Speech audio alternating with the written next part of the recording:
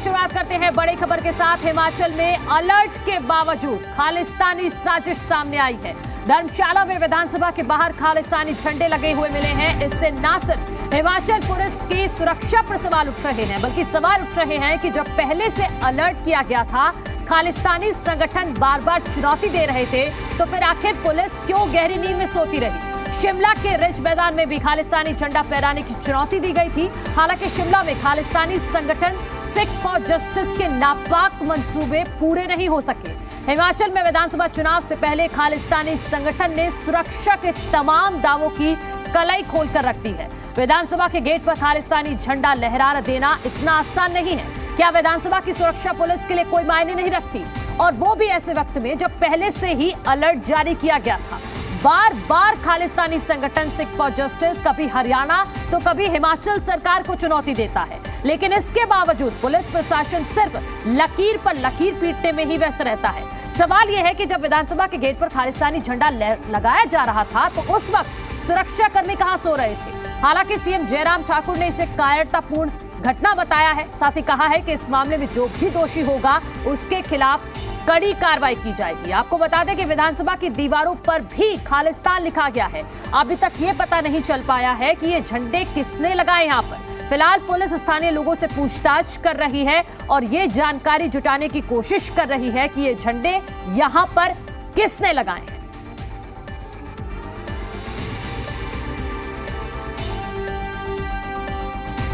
विधानसभा का जो हमारा धर्मशाला का जो कैंपस है, वहाँ पर पुलिस की गार्ड रहती है, लेकिन वो अंदर रहती है। कैंपस काफ़ी बड़ा है, तो इनने गेट के बाहर वो वॉल पे जो हर गेट पर जो है उस प्रकार से वो लिखा भी और उसके बाद वो पोस्टर भी लगाया। तो ऐसे में जो जांच के लिए हमने आदेश दिए हैं, उसके मुताबिक कोशिश ये कर रहे हैं कि कहीं ना कहीं से इनकी एंट्री हुई होगी और जितने भी सीसीटीवी वहाँ पर हैं उसमें हम कोशिश कर रहे हैं कि भी उसमें कहीं ना कहीं उनकी मूवमेंट हमको मिल पाए। लेकिन जो घटना घटित हुई है इसकी मैं निंदा करता हूँ और हिमाचल प्रदेश में सभी लोगों से मैं इस बात के लिए निवेदन करना चाहूँगा कि हम शांति बनाए रखें और दोषियों के खिलाफ कार्रवाई करेंगे, निश्चित रूप से करेंगे। हम लोग हिमाचल वासी हैं। पहले भी खालिस्तानी समर्थकों की कई बार कई विषयों को लेकर धमकियां आई हैं। अगर सच में ही वह लोग इतना हिम्मत रखते हैं तो दिन के उजाले में आकर दिखाएं। हम लोग खुली चुनौती उनको देते हैं और किसी भी तरह से हमारा हिमाचल वासी देशवासी जो है खालिस्तानी समर्थकों से और उनके धमकियों से किसी भी तरह से नहीं डरने वाला है। और आज जो इन्होंने यहाँ पर हरकत की है, इस विषय में यहाँ पर एक केस रजिस्टर तो हम लोग कर रहे हैं और तुरंत जितने भी नियर बाय के सीसीटीवी कैमरास हमारे लगे हैं, उन कैमरा से फुटेज निकाल के देखेंगे। मूलतः रूप से ऐसा लग रहा है कि जो पब्लिक प्रॉपर्टी है उसको डिसफिगर किया गया है और किसने किया है वो जांच का विषय है। तो इसमें इस समय हम HP public property disfigurement act 1985 के तहत ही कार्रवाई अमल में लाएंगे। ये हमारे लिए एक तरह से वेकअप कॉल है ताकि हम अपनी सिस्टम्स को और चुस्त और दुरुस्त कर सकें। तो मैं इसको एक तरह से लर्निंग एक्सपीरियंस ही बोलूँगी कि हमें और मुस्तैदी से अपने कार्य करने चाहिए। देखिए, कई तरह के इसमें मत हम बना सकते हैं, लेकिन एक बारी हम इन्वेस्टिगेशन पूरी कर दें, उसके उपरांत ही हमें पता चलेगा कि कोई हमारे लोकल थे कि बाहर से आए थे। इस समय मैं इस बारे में आपको कुछ भी नहीं बता पाऊंगी। वहीं इस पूरे मामले पर सियासत भी शुरू हो गई है। हिमाचल प्रदेश के विधानसभा के बाहर खालिस्तानी समर्थक झंडे लगने पर दिल्ली के डेप्यूटी सीएम मनीष सिसोदिया ने ट्वीट कर बीजेपी पर हमला बोला है। मनीष सिसोदिया ने ट्वीट कर लिखा है कि पूरी बीजेपी एक गुंडे को बचाने में लगी है और उधर खालिस्तानी झंडे लगाकर चले गए। जो सरकार विधानसभा न बचा पाए वो जनता को कैसे बचाए?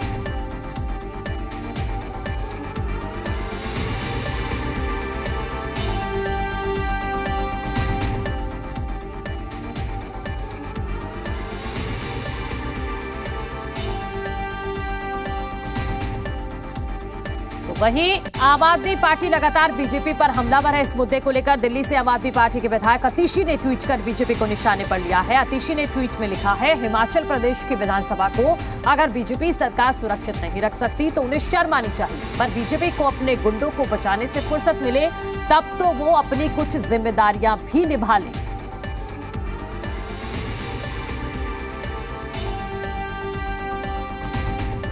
तो हिमाचल विधानसभा के बाहर खालिस्तानी झंडे लगाए गए। हालांकि पुलिस ने उन्हें सुबह के वक्त उतार लिया है, पेंट भी कर दिया गया है जो नारे लिखे गए थे खालिस्तान के द्वारा।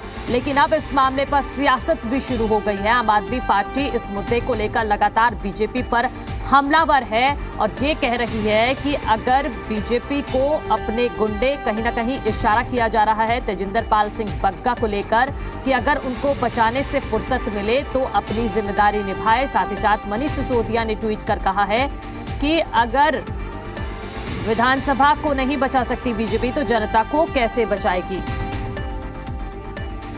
और इसी खबर पर बातचीत करने के लिए विपिन शर्मा धर्मशाला से मेरे सहयोगी जुड़ गए हैं, साथ ही साथ तरुण जुड़ गए हैं दिल्ली से। विपिन, सबसे पहले मैं आपका रुख करूंगी, क्या अपडेट है इस मामले में? इतने घंटे का वक्त बीत चुका है, क्या पुलिस के हाथ कोई लीड लगी है अभी तक कि किसने ये झंडे लगाए हैं? जी बिल्कुल, बता दें कि अभी जो है तकरीबन 5 घंटे का समय जो है बीत चुका है, लेकिन अभी तक किसी भी तरह की लीड जो है पुलिस के हाथ नहीं लग पाई है। हालांकि पुलिस द्वारा जो है जांच की बात कही जा रही है, जो शहर में अन्य सीसीटीवी कैमरा लगाए गए हैं उनको खंगालने की बात की जा रही है। मौके पर जो है एसपी कांगड़ा, एसडीएम धर्मशाला और धर्मशाला के स्थानीय विधायक सहित तमाम अधिकारियों ने जो है वो विधानसभा परिसर का दौरा किया है और वहां से जो झंडे थे उन्हें तो पुलिस द्वारा जब जैसे ही सूचना मिली थी और पुलिस मौके पर पहुंची थी उसके तुरंत बाद वहां से हटा दिया गया था। जो स्लोगन लिखे गए हैं उनको जो है अब दीवारों को द्वारा से पेंट कर दिया गया है, लेकिन कहीं ना कहीं बड़ा फेलियर सुरक्षा की दृष्टि से अगर इसे देखा जाए तो माना जाएगा, क्योंकि जिला मुख्यालय के साथ ही जो है धर्मशाला का जो तपोवन स्थित विधानसभा परिसर है वो लगता है। ऐसे में पुलिस को कानो कान या खुफिया एजेंसियों को कानो कान कोई खबर नहीं हुई और इस तरह की घटना घट गई है, जिससे लोगों में भी रोष जो है वो देखा जा सकता है। विपिन, ऐसा नहीं है कि ये घटना अचानक से हुई है, खालिस्तान की तरफ से लगातार धमकी दी जाती रही है और टारगेट तो कुछ और था, शिमला परिसर में लगाना था, लेकिन यहां पर हम देख रहे हैं कि धर्मशाला में खालिस्तान के झंडे लगा दिए गए। और ये भी आप बताइए कि जो लिखा गया है वो पंजाबी में, वो लिखा क्या है दरअसल? जी बिल्कुल, क्योंकि टारगेट जो था वो शिमला का रिज मैदान था और लगातार जो खालिस्तानी समर्थक है उनकी ओर से जो है शिमला में जो झंडा फहराने की बात कही गई थी, मुख्यमंत्री को थ्रेट्स दिए जा रहे थे, वीडियो कॉल्स और संदेश के माध्यम से जो लगातार इस तरह की धमकियां लगातार मिल रही थी। अलर्ट पहले से ही था और सरकार को भी इस बात की जानकारी थी, खुफिया एजेंसियों को जानकारी थी, बावजूद इसके कहीं ना कहीं गुमराह करते हुए जो है खालिस्तान समर्थकों ने जो है धर्मशाला की जो विधानसभा परिसर है, शीतकालीन राजधानी के तौर पर धर्मशाला को जाना जाता है, शीतकालीन सत्र यहाँ चलता है और इसे टारगेट किया गया है। जो विधानसभा परिसर का मुख्य गेट है उसके ऊपर ये तकरीबन 5 झंडे लगाए गए थे और साथ ही जो है वहां पर जहां बैनरों के ऊपर खालिस्तान लिखा गया था वहीं दीवारों के ऊपर भी जो है खालिस्तान जो है वो लिखा गया था। तो कहीं ना कहीं ये सब एक तरह से गुमराह करते हुए और सरकार के और खुफिया एजेंसियों के नाक तले ये घटना घटी है, तो निश्चित तौर से जो यहाँ पर एक तरह का माहौल जो है खराब करने का वो कोशिश खालिस्तानी समर्थकों की ओर से की जा रही है, क्योंकि मात्र 5 से 6 महीने का समय जो है विधानसभा चुनाव के लिए है। ऐसे में कहीं ना कहीं इस तरह की घटना जो है वो सरकार के लिए चिंता का विषय है, खुफिया एजेंसियों के लिए चिंता का विषय बनी हुई है। बिल्कुल विपिन, और इसीलिए बहुत गंभीर ये मसला है। और तरुण मेरे सहयोगी जुड़े हुए हैं क्योंकि इस मामले पे अब तरुण राजनीति शुरू हो गई है। आम आदमी पार्टी बीजेपी पर डायरेक्ट हमला बोल रही है कि आप अपने विधानसभा नहीं बचा सकते तो जनता को कैसे बचाएंगे? देखिए, दिल्ली के डिप्टी सीएम मनीष का भी ट्वीट और दुर्गेश पाठक जो कि इंचार्ज हैं हिमाचल प्रदेश इकाई के, कमोबेश लैंग्वेज सेम है। पहली लाइन ट्वीट की शुरू होती है कि एक गुंडे को बचाने के लिए जहां भाजपा लगी हुई है, वहीं भाजपा के ही शासन वाले राज्य के अंदर कुछ इस तरह के आपराधिक तत्व वाले लोग आते हैं और वो झंडे लगाकर चले जाते हैं। ये हिमाचल की आबरू के ऊपर एक तरह से खतरा है और साथ ही साथ राष्ट्रीय सुरक्षा का भी ये मुद्दा है। और ये भी कहा जा रहा है कि जो वहां के लोगों को सुरक्षा महसूस नहीं हो पाएगी जब तक कि ऐसे असामाजिक तत्व विधानसभा तक को टारगेट कर रहे हैं, तो ऐसे में आम आदमी किस तरह से अपने आप को सुरक्षित महसूस कर पाएगा। ये जताता है कि वहां की जो सत्तारूढ़ बीजेपी सरकार है वो पूरी तरह से फेल हो चुकी है। देखिए, मुझे जो लगता है फ्यूचरिस्टिक जो चीज मैं आपको बता रहा हूं कि इस मामले की जांच तो होगी ही होगी और संदेह के घेरे के अंदर पॉलिटिकल नेताओं का ही आना इसके ऊपर लाजमी है, या फिर कोई भी अगर असामाजिक तत्व है तो उनका पॉलिटिकल एफिलिएशन जरूर सामने आएगा। और ये शुरुआत हो चुकी है एक तरह से कहें। पहले कहा जाता था कि जब घोषणा पत्र जारी होता है तो पॉलिटिकल पार्टी उद्घोष करती हैं, चुनावी बिगुल फूंकती हैं, लेकिन इलाके की जनता अब ये समझ चुकी है कि जब इस तरह की घटनाएं सामने आती हैं किसी भी राज्य के अंदर, तो ये मानकर चला जाना चाहिए, चाहे वो विपक्ष उसके घेरे में आता है, संदेह के घेरे में, या सत्तारूढ़ दल को विपक्ष अपने घेरे में लेता है, अपने निशाने पर लेता है, लेकिन पॉलिटिकल पिचिंग होनी, पॉलिटिकल ग्राउंड तैयार होना शुरू हो जाता है। लिहाजा हिमाचल प्रदेश का भी अब पॉलिटिकल ग्राउंड तैयार होना शुरू हो चुका है और जिस तरीके से जयराम ठाकुर का बयान आया है उससे भी इशारों के अंदर समझा जा सकता है कि किस समर्थक गुट की तरफ इशारा वो कर रहे हैं। और पलटवार करते हुए आम आदमी पार्टी ने भी देरी नहीं की है। हिमाचल के अंदर आम आदमी पार्टी लगातार प्रयासरत है। वहां पर दो बड़े बड़े रोड शो और जनसभाएं सीएम केजरीवाल की तरफ से आयोजित हो चुकी हैं और उसके बाद से ही आम आदमी पार्टी आक्रामक है। कभी ये आरोप लगाए जाते हैं कि चुनाव से ठीक पहले हिमाचल का सीएम बदलने की रणनीति बीजेपी अपना रही है। कई बार आम आदमी पार्टी के संयोजक अरविंद केजरीवाल ये कहते हैं कि गुजरात और हिमाचल प्रदेश का चुनाव प्रीपोन करने की बीजेपी मंशा रखती है ताकि आम आदमी पार्टी को तैयारियां करने का समय ना दिया जाए। ये सब काम मुख्य विपक्ष की भूमिका में कांग्रेस पार्टी को करने चाहिए थे, जो कि नदारत दिखाई देते हैं और मुद्दे भुनाने के अंदर, मुद्दों को लपकने के अंदर आम आदमी पार्टी कामयाब होती हुई दिख रही है।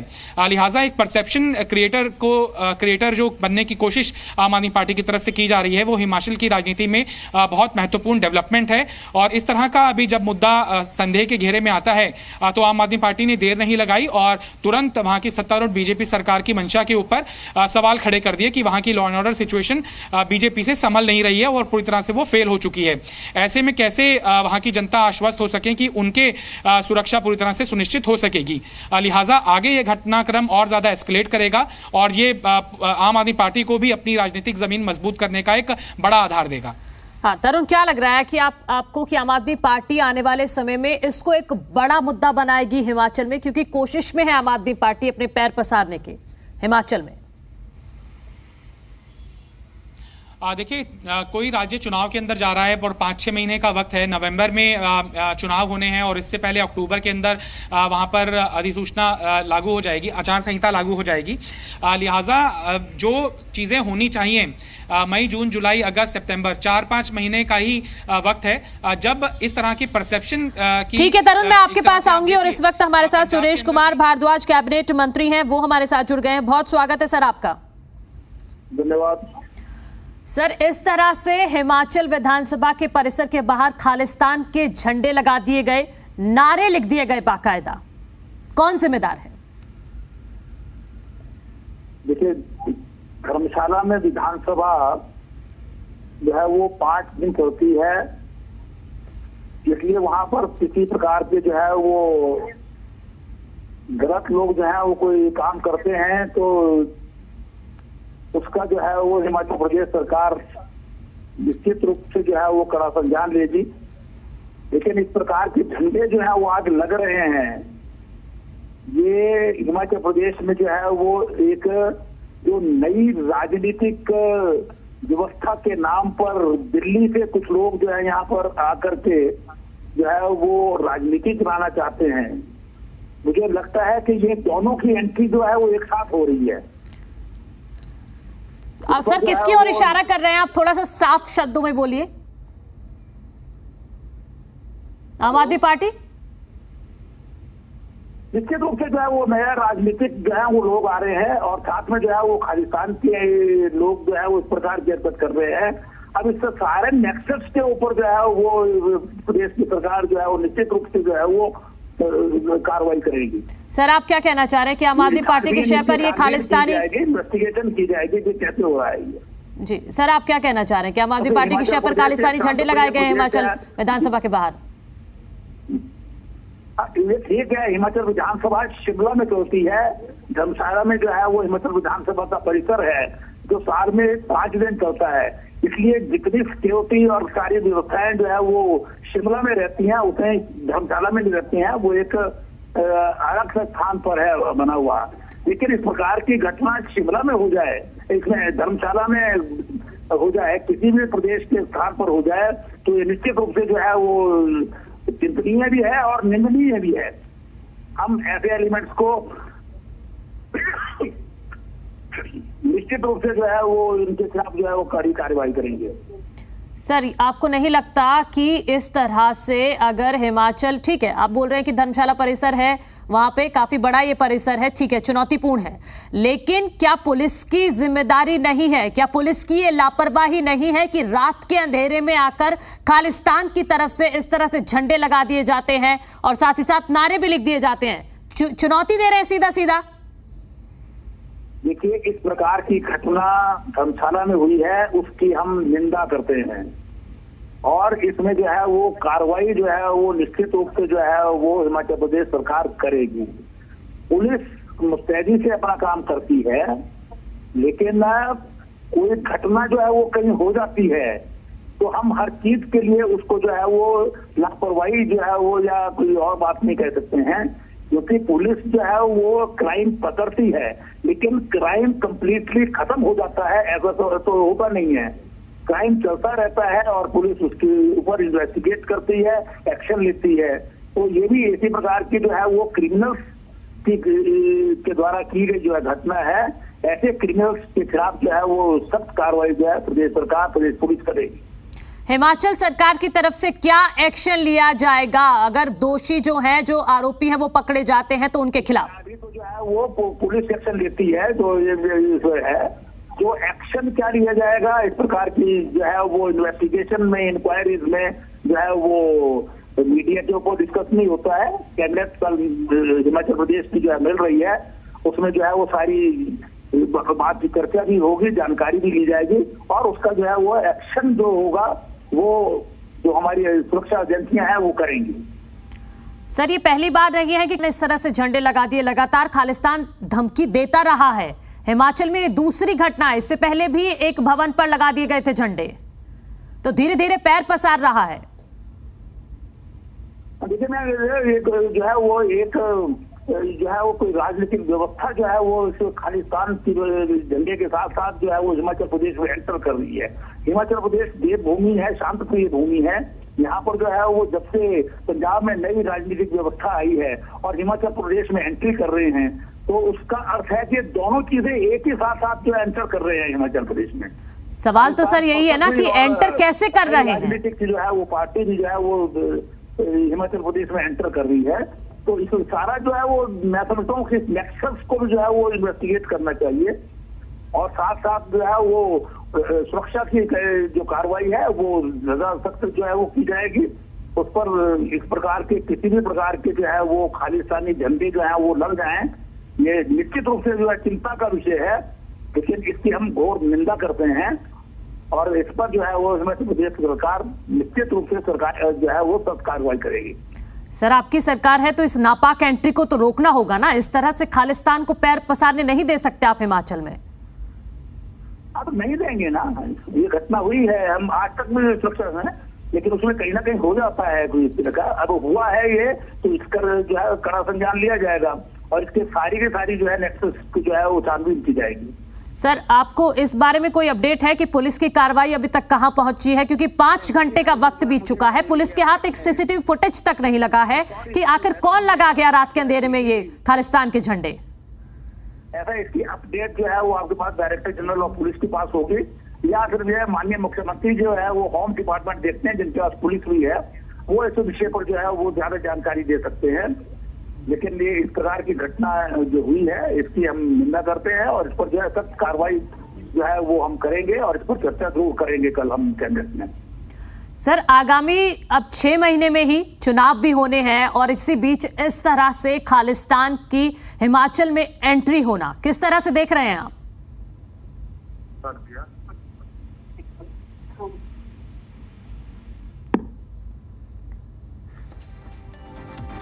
तो हिमाचल के कैबिनेट मंत्री सुरेश कुमार भारद्वाज हमारे साथ जुड़े थे। उन्होंने कहा है कि जो भी आरोपी होगा, जो भी दोषी होगा, उसके खिलाफ कड़ी कार्रवाई की जाएगी और इस घटना की निंदा भी उन्होंने की है कि इस तरह से हिमाचल में धर्मशाला में परिसर के बाहर झंडे लगा देना एक निंदनीय घटना है।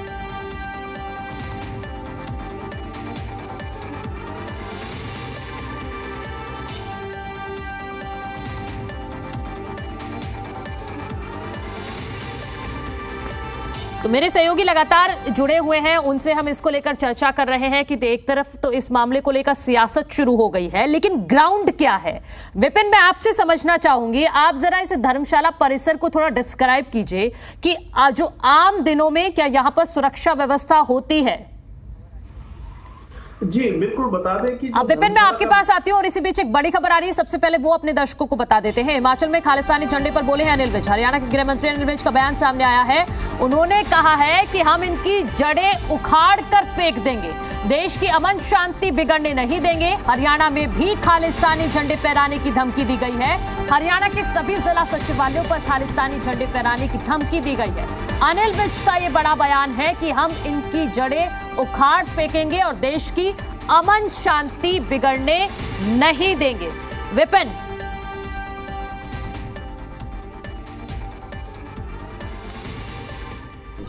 हम इनकी जड़ें उखाड़ कर फेंक देंगे, हम अपने देश का अमन शांति को बिगड़ने नहीं देंगे। हम पूरी तरह से इन पर नज़र रखे हुए हैं और किसी प्रकार से भी जो हमारा भाईचारा है, प्रेम है, देशभक्ति है, नेशनलिज्म है, सोशल जो ताना बाना है, हम उसको टूटने नहीं देंगे। तो अनिल विज कह रहे हैं कि हम इनकी जड़ें उखाड़ फेंकेंगे, तो दूसरी तरफ आम आदमी पार्टी हमलावर है, लेकिन ग्राउंड समझना बेहद जरूरी है। विपिन, मैं आपसे वही सवाल मेरा एक बार फिर से होगा कि आप धर्मशाला जो एक परिसर है, आप इसकी जरा सुरक्षा व्यवस्था के बारे में समझाइए और आसपास का इलाका कैसा है ये भी बताइए। जी बिल्कुल, बता दें, जो विधानसभा परिसर का जो इलाका है वो एक पॉश एरिया के तौर पर जाने जाता है और विधानसभा के जो एक सड़क जाती है, मुख्य सड़क, उसके नीचे गांव है और काफी संख्या में जो आबादी है वहां पर रहती है। लेकिन क्योंकि यहाँ एक बहुत छोटा सत्र जो है आयोजित होता है, मात्र 5 दिन के लिए शीतकालीन सत्र का आयोजन यहाँ होता है। अमूमन उस दौरान सुरक्षा के पुख्ता इंतजाम किए जाते हैं, लेकिन जैसे ही विधानसभा का जो सत्र है वो समाप्त होता है, उसके बाद यहाँ पर सुरक्षा के इतने अधिक इंतजाम नहीं रहते हैं। हालांकि जो एक गार्ड है वो वहाँ विधानसभा परिसर में तैनात रहती है, लेकिन बाहर की सुरक्षा की यदि बात की जाए तो किसी भी प्रकार की कोई सुरक्षा जो है यहाँ पर तैनात नहीं है। शायद इसी चीज का फायदा जो है खालिस्तानी समर्थकों ने उठाया है और इसे जो है वो चुना है, क्योंकि ये एक काफी एरिया फैला हुआ है, विधानसभा का परिसर बहुत बड़ा है। दूसरी बात ये है, जो हमने प्रत्यक्षदर्शियों से बात की है और जो मौके पे हमने देखा है, वहां मुख्य गेट पर या जो विधानसभा परिसर का पीछे का गेट है, उस पर भी जो सीसीटीवी कैमरा है वो कहीं पर भी नहीं है, ना ही कोई सुरक्षा कर्मचारी वहां पर तैनात रहता है। ऐसे में पुलिस के लिए बहुत चुनौतीपूर्ण रहने वाला है कि जी विपिन, मैं आपसे समझूंगी इस चीज को। तरुण, अभी हमने हिमाचल प्रदेश के कैबिनेट मंत्री से बात की तो उन्होंने सीधा सीधा आम आदमी पार्टी पर आरोप लगाया है कि एक नई पार्टी, दिल्ली की पार्टी पैर पसार रही है हिमाचल में, उसके साथ खालिस्तानी समर्थक हिमाचल में आ रहे हैं। देखिए, अच्छी बात है, चूंकि मुझे इस बात की अनुभूति हो रही थी कि जयराम रमेश अगर कुछ बयान दे रहे हैं तो रीड बिटवीन द लाइंस अगर समझें तो उनका इशारा किस ओर है।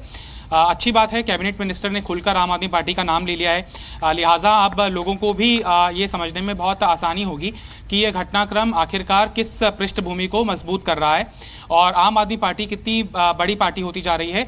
ऐसी पार्टी जो हिमाचल के अंदर अभी विधानसभा का चुनाव लड़ने भी नहीं उतरी है।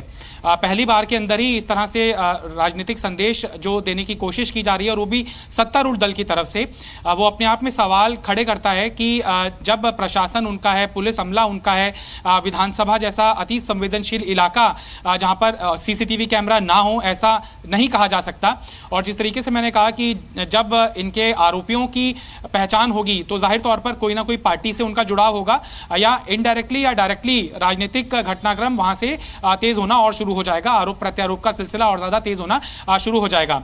लिहाजा वही घटनाक्रम होता हुआ दिखाई दे रहा है। सत्तारूढ़ दल ऐसी एक पार्टी के ऊपर आरोप लगा रहा है जिसका जनाधार बहुत कम है और कुछ ही महीनों पहले वहां पर संयोजक अरविंद केजरीवाल के रोड शोज हुए हैं और उसके बाद से ही वहां के प्रदेश अध्यक्ष को तोड़ने के अंदर बीजेपी ने कामयाबी हासिल की, वहां की महिला विंग की अध्यक्ष को बीजेपी ने तोड़ने में कामयाबी हासिल की।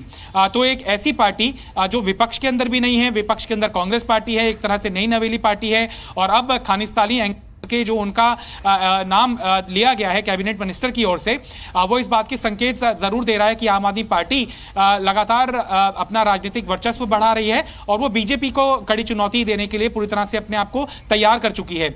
इसलिए हमलावर आम आदमी पार्टी की तरफ हुआ जा रहा है बजाय मुख्य विपक्षी कांग्रेस की तरफ से। अब यह भी समझना होगा कि अगर कांग्रेस पार्टी का इसके अंदर संभावित जो रिएक्शन आएगा भी वो यही आएगा कि एक नई नवेली पार्टी को इसलिए भी टारगेट किया जा रहा है ताकि कांग्रेस पार्टी को विकल्प के तौर पर हटाया जा सके और यह स्थापित किया जा सके कि जो राजनीति कांग्रेस पार्टी को करनी चाहिए थी अब वो आम आदमी पार्टी करती हुई दिखाई दे रही है।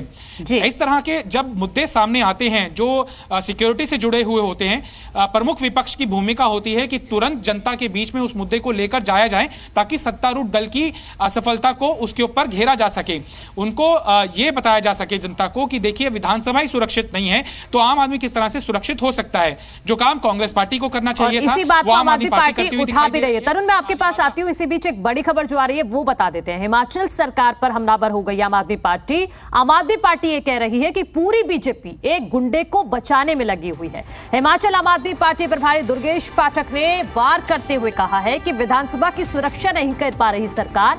खालिस्तानी झंडे मिलने पर वो बोले हैं दुर्गेश पाठक कि विधानसभा की सुरक्षा अगर नहीं कर पा रही है, तरुण वही सवाल कि अगर विधानसभा की सुरक्षा नहीं कर पा रही है तो जनता की सुरक्षा कैसे होगी? क्या कहा है दुर्गेश पाठक ने, वो सुनवा देते हैं, फिर मैं आपके पास आती हूं। तरुण साथियों, आज हिमाचल प्रदेश के विधानसभा के ऊपर खालिस्तानियों ने अपने झंडे लगा दिए। कितने शर्म की बात है। भारतीय जनता पार्टी की सरकार विधानसभा को सुरक्षित करने में अक्षम है। वहाँ पे इतनी सुरक्षा होती है कि आप जा तक नहीं सकते और वहाँ के गेट तक खालिस्तानी अपना झंडा लगा के चले गए। इसका तो एक दो ही मतलब है, या तो बीजेपी खालिस्तानियों से मिली हुई है या तो उनकी सरकार जो है खालिस्तानियों को रोकने में अक्षम है।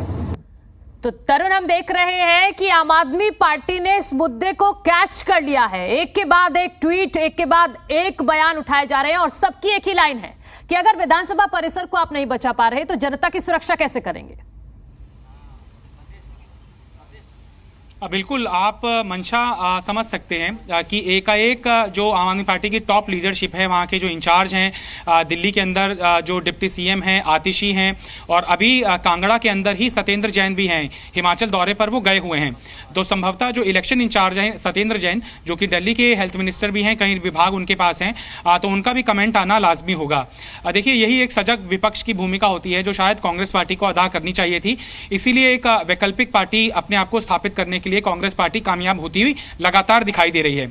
आपको पंजाब चुनाव का भी घटनाक्रम याद होगा, जब चुनाव से ऐन पहले कुछ नेताओं की तरफ से इसी तरह के एलिगेशन आम आदमी पार्टी की तरफ की ओर लगाए गए ताकि जनता को बताया जा सके कि अगर वो सत्ता में आए तो वो किस तरह से इसका दुरुपयोग कर सकते हैं और राष्ट्रीय सुरक्षा के लिए भी वो कितना खतरा साबित हो सकते हैं। लेकिन उन तमाम आरोपों को धता करार देते हुए किस तरह से जनता ने आम आदमी पार्टी को सर माथे पर चढ़ाया और 90 से ज्यादा सीटों का अपार जनादेश आम आदमी पार्टी को दिया। यानी कि जो मुद्दा पंजाब चुनाव के अंदर फेल हो चुका आम आदमी पार्टी के खिलाफ, वही यहाँ पर सत्तारूढ़ दल बीजेपी करती हुई दिखाई दे रही है। और जब खालिस्तानी का नाम ले लिया उन्होंने और आम आदमी पार्टी का भी जब नाम ले लिया सुरेश भारद्वाज ने, तो अब बचता क्या है?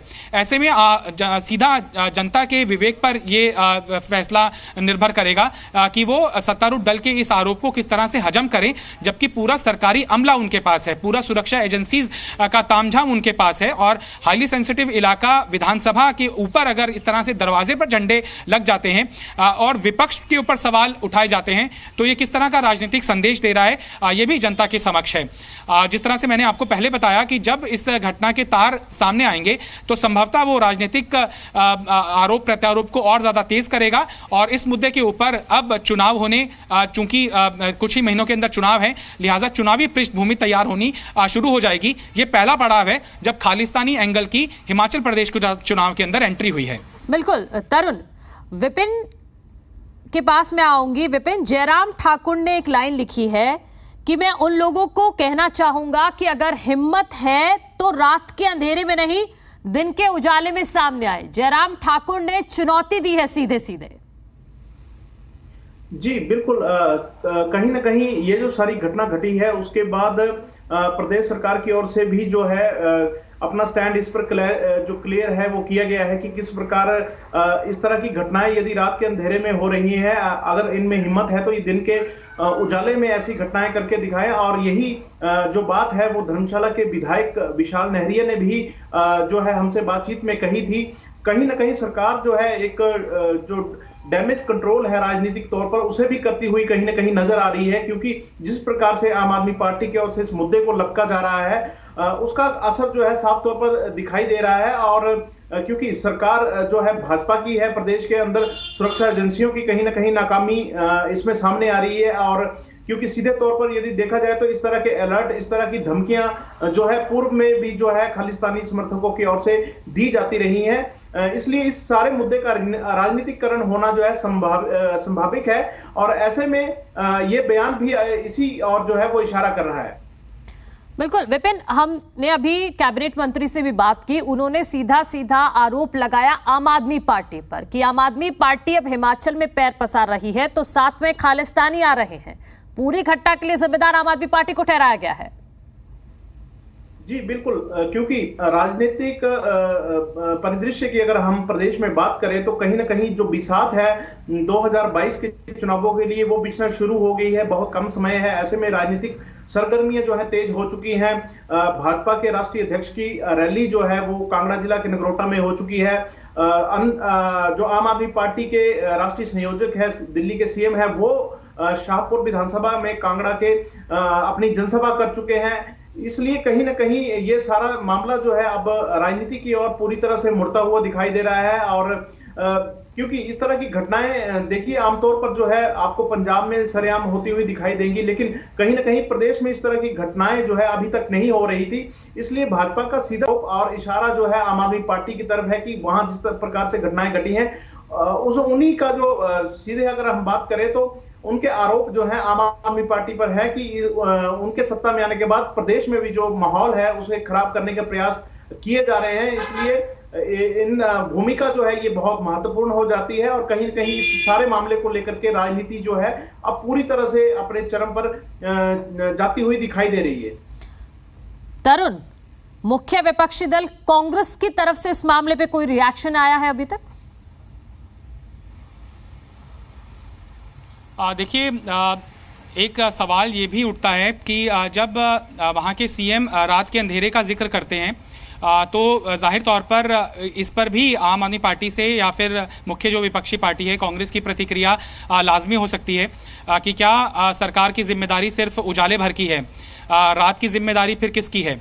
तो कहीं ना कहीं जो सवाल हैं वो प्रशासन के ऊपर भी बनते हैं कि किस तरह से रात के अंधेरे का हवाला देते हुए एक तरह से अराजक तत्वों को ये चुनौती दी जा रही है कि वो दिन के उजाले में इस तरह का काम करके दिखाएं। हालांकि ये बात ज़रूर है कि जयराम रमेश की जो कार्यशैली है वो कभी भी विवादों के घेरे में नहीं आई है, लेकिन इस तरह से संवेदनशील जब मामले सामने आते हैं उस समय रीड बिटवीन द लाइन्स समझना दर्शकों के लिए भी बहुत ज़रूरी होता है और हम पत्रकारों के लिए भी बहुत ज़रूरी होता है। जहां तक बात कांग्रेस की रही है तो जिस तरह से उनका आचरण रहा है कई राज्यों के अंदर, जहां पर वो मुख्य विपक्ष की भूमिका में है तो सही, लेकिन जिस तरह से पार्टी का अंतर्द्वंद कई राज्यों के अंदर सामने आया, एक तरह से किसान आंदोलन के बावजूद, दलित सीएम देने के बावजूद पंजाब के अंदर शर्मनाक हार का सामना कांग्रेस पार्टी को अंतर्द्वंद के कारण करना पड़ा। शायद अब कुछ दिनों पहले ही जो ताजपोशी नए अध्यक्ष की हुई है, लिहाजा पार्टी को क्या लाइन लेनी है वो ये लेते लेते इतना देर कर देते हैं कि जनता के समक्ष कांग्रेस पार्टी का बयान सही मायनों में पूरी तरह से प्रसारित भी नहीं हो पाता है। और यही एक जो रूम है वो दूसरी पार्टियों को देता है ताकि वो मुख्य विपक्ष की भूमिका में आए और जनता को ये मैसेज दे कि जो कांग्रेस पार्टी को काम करना चाहिए था वो आम आदमी पार्टी करती हुई दिखाई दे रही है। लिहाजा आम आदमी पार्टी एक मजबूत विकल्प कांग्रेस का लगातार बनती जा रही है। इतनी देर के बावजूद कांग्रेस का कोई बयान इसके ऊपर ना सामने आना उनकी किस तरह की सोच को दर्शाता है वो दर्शक अपने विवेक से उसका अंदाजा ले सकते हैं। हाँ बिल्कुल तरुण, कांग्रेस की तरफ से कोई रिएक्शन तो नहीं आया है, लेकिन मैं कुमार विश्वास के अगर एक ट्वीट का जिक्र करूं तो उन्होंने लिखा है कि देश मेरी चेतावनी को याद रखे, पंजाब के वक्त कहा था उसकी अब इस पूरे प्रदेश पर नजर है, मैंने पहले भी चेताया था फिर भी कह रहा हूं। और इस वक्त तरुण मैं आपके पास आऊंगी, इस वक्त हमारे साथ हिमाचल प्रदेश के पूर्व अध्यक्ष जुड़ गए हैं, कुलदीप राठौर जी हमारे साथ जुड़ गए हैं। बहुत स्वागत है सर आपका। जी धन्यवाद। सर किस तरह से देख रहे हैं आप इस घटना को, कांग्रेस का क्या स्टैंड है? हिमाचल के विधानसभा परिसर के बाहर खालिस्तान के झंडे लगाए गए, नारे भी लिखे गए हैं बाकायदा। देखिए ये बहुत दुखद घटना है। हिमाचल जैसा शांत राज्य, वहाँ इस तरह की घटना होना अपने आप में भविष्य के लिए शुभ संकेत नहीं है। मुझे लगता है कहीं ना कहीं जो सरकार है, सरकार की ढील है, सारी जो सिक्योरिटी एजेंसीज हैं, खुफिया विभाग सरकार के अधीन है, तो मुझे लगता है कि कहीं ना कहीं ये सिक्योरिटी लैप्स है और सरकार को जो है जांच करनी चाहिए और जो भी दोषी लोग हैं उनके खिलाफ कड़ी कार्रवाई करनी चाहिए, क्योंकि अगर इस तरह की घटनाओं पे लगाम नहीं लगी तो भविष्य में हिमाचल प्रदेश के शांत वातावरण में कुछ भी हो सकता है। सर क्या लग रहा है, कौन कोशिश कर रहा है ये हिमाचल के शांत वातावरण को बिगाड़ने की? कौन आबो हवा को खराब करना चाह रहा है? देखिए ये तो अगर सरकार जांच करेगी, जांच के बाद ही पता लग पाएगा, लेकिन फौरी तौर पे हम ये कह सकते हैं कि जो भी लोग इसके पीछे शामिल है वो कहीं ना कहीं हिमाचल प्रदेश का जो सद्भाव है, जो आपस में भाईचारा है, उसे खराब करने पे जो है तुले हुए हैं। बीजेपी सीधा सीधा आरोप आम आदमी पार्टी पर लगा रही है सर। अगर भाजपा आम आदमी पार्टी पे आरोप लगा रही है, अगर उनके पास पुख्ता सबूत है इस बात के, तो जो भी लोग ऐसे इनके इस घटना के पीछे उनके खिलाफ कार्रवाई होनी चाहिए। कांग्रेस किसको जिम्मेदार मानती है इस घटना के पीछे? हेलो जी कांग्रेस किसको जिम्मेदार मान रही है? कौन है, किसकी लापरवाही की वजह से इतनी बड़ी घटना घट जाती है? देखिए मुझे लगता है कि सबसे पहले दायित्व तो सरकार का है, क्योंकि अगर इस तरह की घटना हुई है तो सरकार का जो खुफिया तंत्र है, उस खुफिया तंत्र की जो है असफलता वो सामने आ रही है। क्योंकि अगर सरकार कमजोर होगी, सरकार का खुफिया तंत्र कमजोर होगा, सरकार की जो सिक्योरिटी एजेंसीज हैं वो कमजोर होगी, तभी इस तरह के जो असामाजिक तत्व है उनकी हिम्मत बढ़ेगी और इस तरह की घटनाओं को वो अंजाम देंगे। सर जैसे ये घटना सामने आई उसके बाद आम आदमी पार्टी की तरफ से एक के बाद एक ट्वीट, एक के बाद एक बयान सामने आ रहे हैं, कांग्रेस का रिएक्शन आने में इतना वक्त क्यों लग गया? नहीं, अभी मुझसे आज बात हुई है तो मैंने तो अपना रिएक्शन दिया है। क्या स्टैंड है कांग्रेस का इस मुद्दे पर? क्योंकि ये पहली बार तो हुआ नहीं है, ये दूसरी बार है, लगातार खालिस्तान चुनौती दे रहा है। सरकार को कड़ी कार्रवाई करनी चाहिए और जो भी लोग इसके पीछे हैं उनकी खोज होनी चाहिए और उनको जो है ऐसे लोगों के खिलाफ जो है कानून के मुताबिक सख्त कार्रवाई होनी चाहिए। ठीक है, सरकार तो अपना काम करेगी सर, लेकिन आप मुख्य विपक्षी दल हैं, आपकी भी तो कुछ जिम्मेदारी है। किस तरह से इस मुद्दे को आप उठाएंगे, जनता के बीच किस तरह से जाएंगे? देखिए, जिम्मेवारी तो सरकार की है, प्रदेश की सुरक्षा जो है वो तो सरकार का दायित्व है।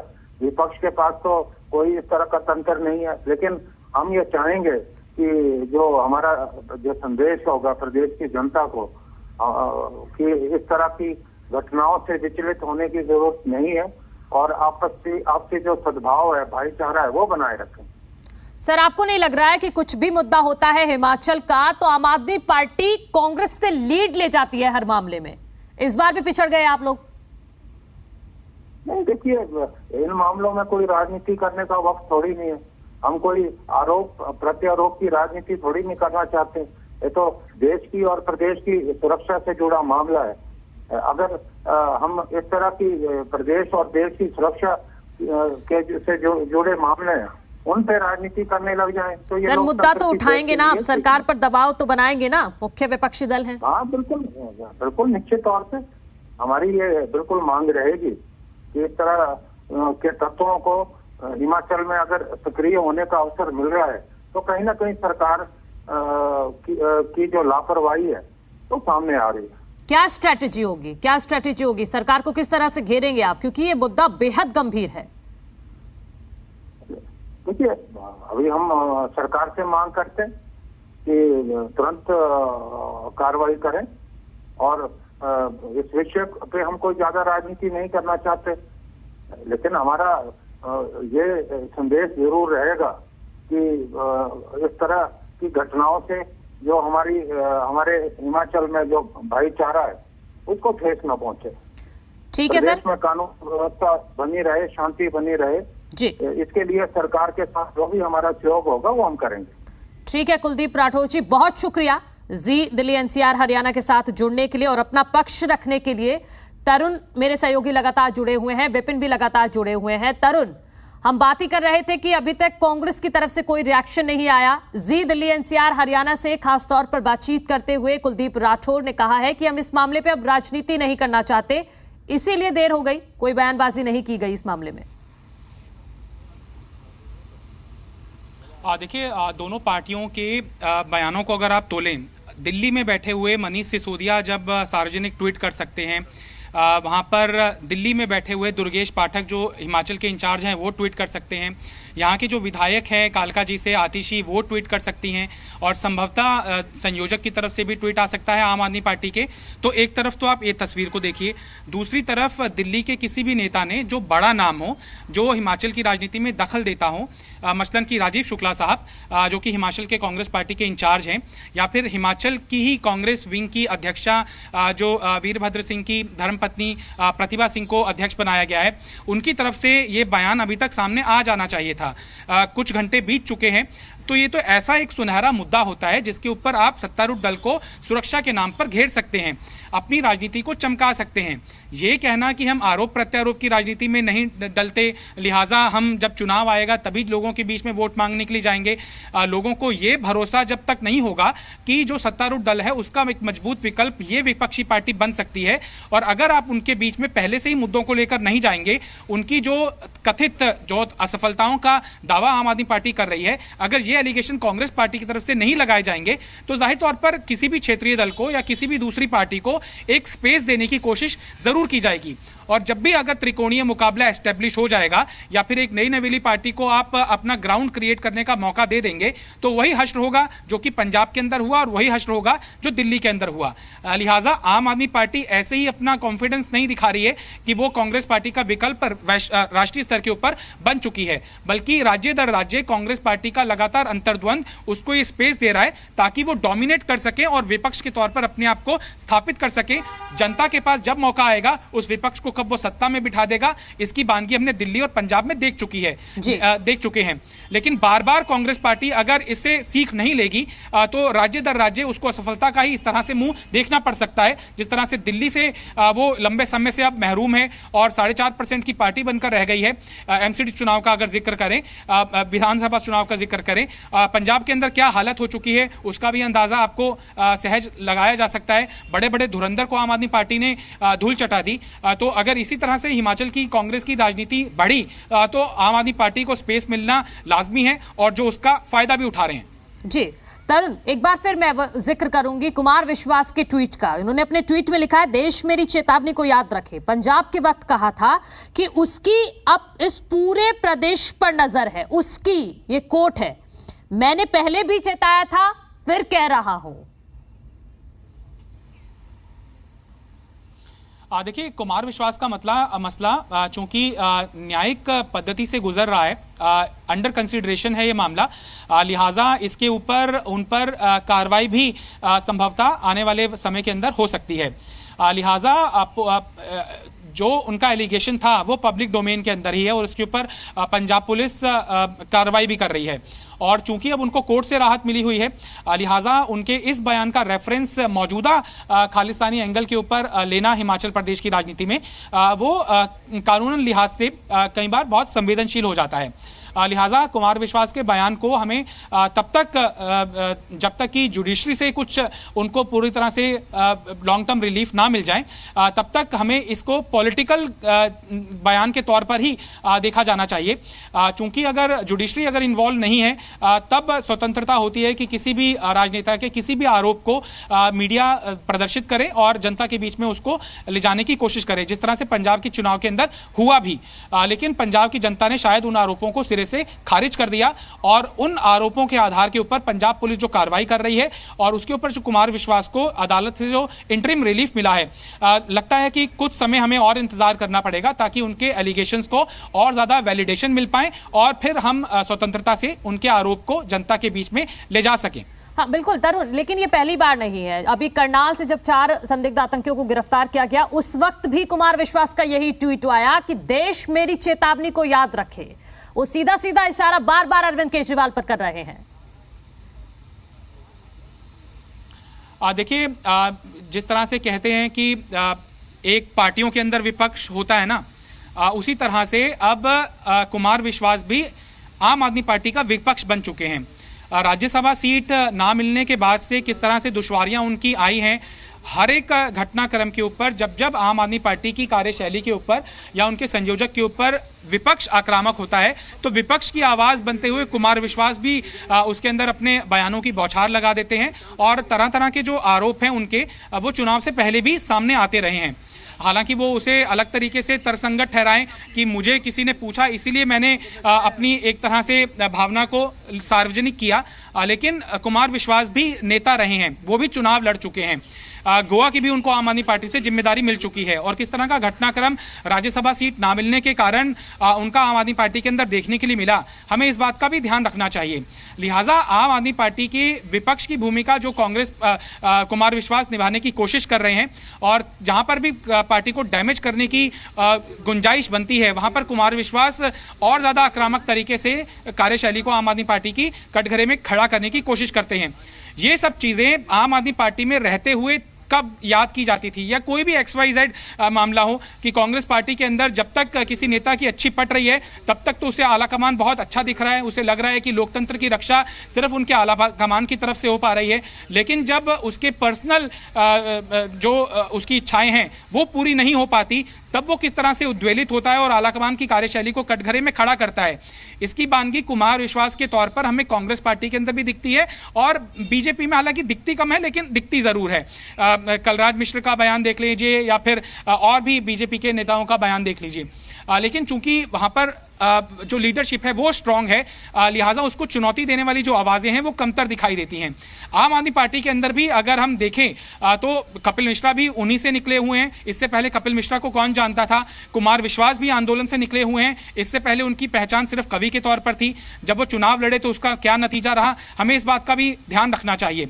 लिहाजा जब ये एलिगेशन लगाए गए थे आम आदमी पार्टी की तरफ से, तब संयोजक अरविंद केजरीवाल की तरफ से भी इसका पलटवार किया गया था कि उनकी बात को बहुत लोग संजीदगी से नहीं लेते हैं और लोगों को यह भी समझना चाहिए कि इलेक्शन में जब 48 घंटे का वक्त बचा है तब उन्हें एकदम से क्यों सूझी कि आम आदमी पार्टी के ऊपर इतना बड़ा एलिगेशन लगा दिया जाए ताकि जो जनता है उनको भ्रमित किया जा सके। लेकिन उसके बाद भी आम आदमी पार्टी ने ही प्रचारित करने की कोशिश की कि पंजाब की जनता ने भ्रमित नहीं होने दिया अपने आप को और जो जनादेश दिया है उसके ऊपर आम आदमी पार्टी की सरकार काम कर दिखाएगी। बिल्कुल विपिन, हम इस चर्चा को लगातार जारी रखेंगे। ये समझना बेहद ही जरूरी है, इतना गंभीर मसला है और अब इस पर राजनीति भी शुरू हो गई है और क्या बयान दोनों ही तरफ से किए जा रहे हैं वो एक बार सुनवा देते हैं अपने दर्शकों को। हम इनकी जड़ें उखाड़ कर फेंक देंगे। हम अपने देश का अमन शांति को बिगड़ने नहीं देंगे। हम पूरी तरह से इन पर नज़र रखे हुए हैं और किसी प्रकार से भी जो हमारा भाईचारा है, प्रेम है, देशभक्ति है, नेशनलिज्म है, सोशल जो ताना बाना है, हम उसको टूटने नहीं देंगे। साथियों, आज हिमाचल प्रदेश के विधानसभा के ऊपर खालिस्तानियों ने अपने झंडे लगा दिए। कितने शर्म की बात है। भारतीय जनता पार्टी की सरकार विधानसभा को सुरक्षित करने में अक्षम है। वहां पे इतनी सुरक्षा होती है कि आप जा तक नहीं सकते और वहां के गेट तक खालिस्तानी अपना झंडा लगा के चले गए। इसका तो दो ही मतलब है, या तो बीजेपी खालिस्तानियों से मिली हुई है या तो उनकी सरकार जो है खालिस्तानियों को रोकने में अक्षम है। तो इस मसले पर लगातार सियासत हो रही है और इसी पर हम चर्चा भी कर रहे हैं। मेरे सहयोगी लगातार जुड़े हुए हैं, विपिन धर्मशाला से और तरुण दिल्ली से। विपिन, आपका मैं रुख करूंगी। आम आदमी पार्टी हमलावर है तो अब बीजेपी के सामने चुनौती है कि इस मुद्दे को, क्योंकि अभी बैकफुट पर है बीजेपी, इसका डैमेज कंट्रोल करना होगा बीजेपी को, नहीं तो आने वाले समय में कहीं ना कहीं नुकसान दे सकता है बीजेपी को। जी बिल्कुल, जिस प्रकार से ये घटना जो है हिमाचल प्रदेश की विधानसभा के अंदर घटित हुई है उससे कहीं ना कहीं भाजपा को जो है राजनीतिक डैमेज कंट्रोल जो है अब करना जो है जरूरी हो गया है। आम आदमी पार्टी कहीं ना कहीं इस सारे मसले को लगती हुई नजर आ रही है और जहां तक कांग्रेस की बात है तो कहीं ना कहीं वो इस सारे मसले पर पिछड़ती जा रही है, जैसे अमूमन हर मुद्दे पर होता आ रहा है। जो एक वैक्यूम जो प्रदेश की राजनीति के अंदर पैदा हो रहा है उसमें ये साफ तौर से देखा जा सकता है कि जहां कांग्रेस हालांकि प्रदेश के अंदर मुख्य विपक्षी दल है, लेकिन कहीं ना कहीं जिस प्रकार से आम आदमी पार्टी ने यहाँ पर अपनी गतिविधियां संचालित की हैं, उन्हें बढ़ाया है, वो उस वैक्यूम को जो है वो भरती हुई नजर आ रही है। और साथ ही बता दें कि खासतौर पर जो आम आदमी पार्टी के नेता है उनका भी साफ तौर पर ये कहना है कि भाजपा को अगर कोई चुनौती दे सकता है तो वो आम आदमी पार्टी है और इसलिए उनकी जो लड़ाई है वो भाजपा से है और कांग्रेस को वो चुनौती नहीं मानते हैं। और जिस प्रकार से पिछले कुछ दिनों के अंदर प्रदेश के अंदर जो राजनीतिक घटनाक्रम हुए हैं उसमें आम आदमी पार्टी ने बहुत ही मजबूती के साथ अपने आप को पेश किया है।